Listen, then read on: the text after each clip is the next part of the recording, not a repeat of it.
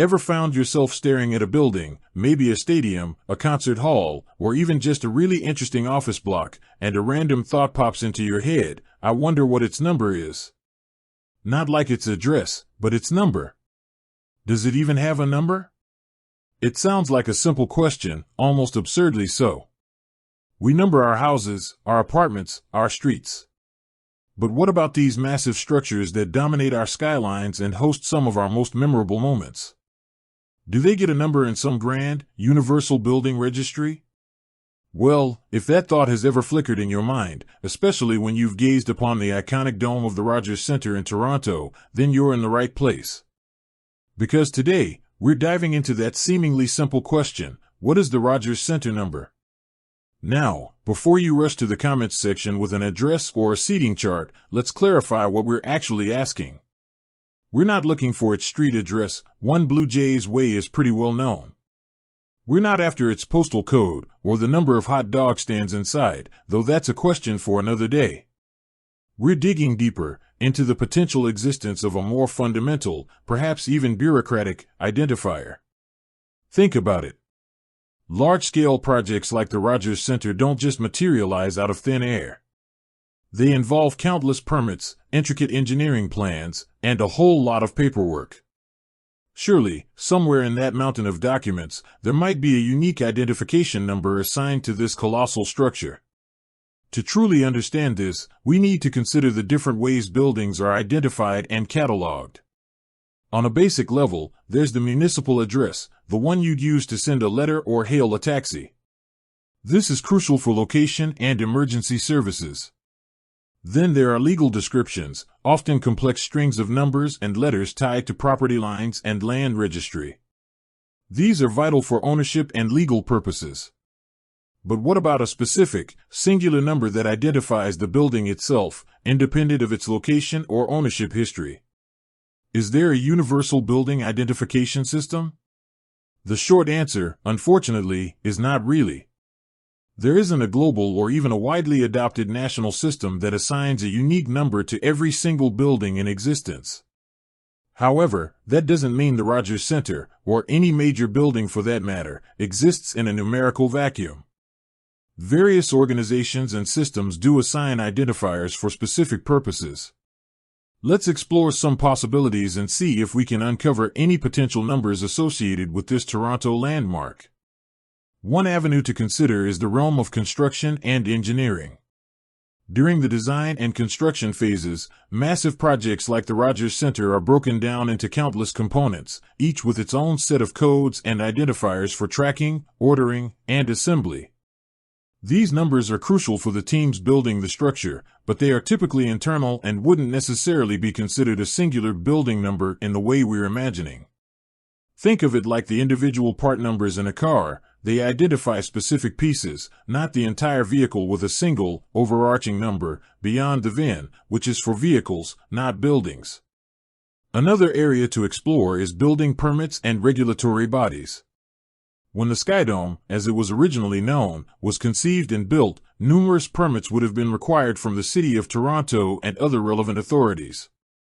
These permits often have unique identification numbers associated with them, allowing the city to track the progress and compliance of the project. Could one of these permit numbers be considered the Rogers Centre number? Possibly, but these numbers are usually tied to a specific stage of development or a particular regulatory process, rather than acting as a permanent identifier for the completed building itself.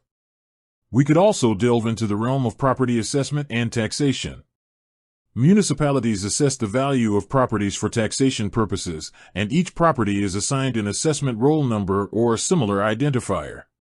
This number is crucial for administrative and financial purposes within the city. Could this be the number we're looking for?